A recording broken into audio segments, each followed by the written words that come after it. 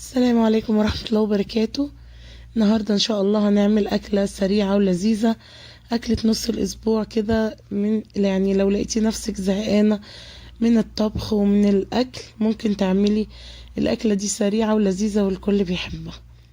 اول حاجة معانا البصل مكعبات كبيرة شوية مش صغيرة، او مكعبات متوسطة يعني. هنحطه كده في شوية زيت على النار لغاية ما يدبل ويبقى بالشكل ده، يا دوبك بس يبقى شفاف معانا. وننزل بقى فلفل اخضر.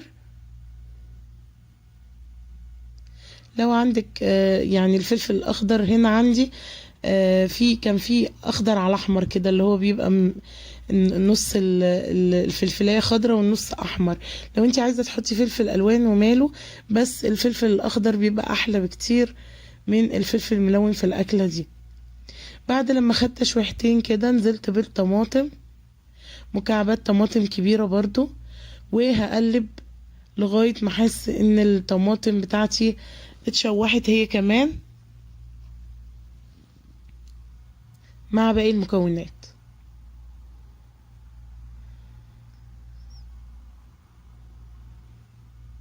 معايا هنا بقى كزبرة ناشفة، هاخد منها معلقتين.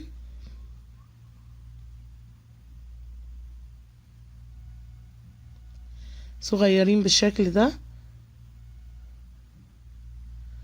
وبعد كده هاخد فلفل اسود برضو، هحط منه حوالي معلقة.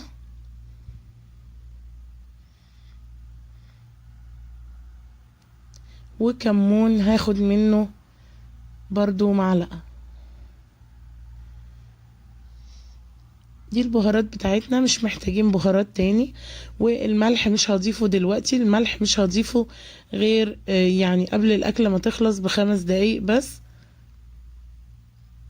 علشان ما يخليش اللحمة بتاعتنا ما تستويش.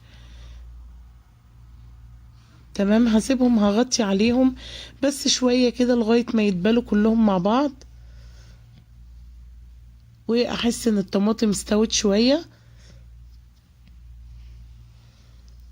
زي ما انتم شايفين كده. عندنا بقى مكعبات لحمة متقطعة صغير بالشكل ده او بالشكل ده كده، وهنبتدي نضيفها على الفلفل والبصل والطماطم اللي عندنا.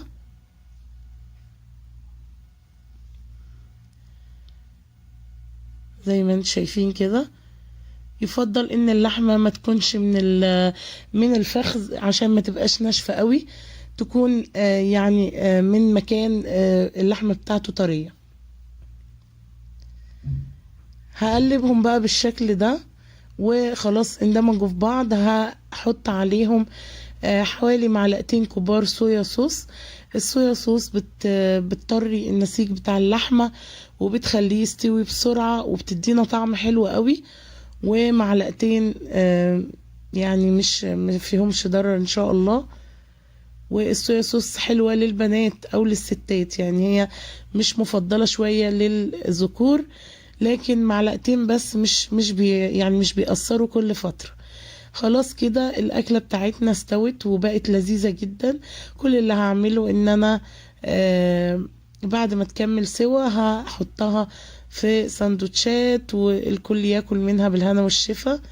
ودي كانت الأكلة بتاعتنا النهاردة، سريعة وخفيفة في وسط الأسبوع. للناس اللي مش عايزة تطبخ حطولي لايك وتعليق جميل زيك، ومع ألف سلامة، صلوا على النبي.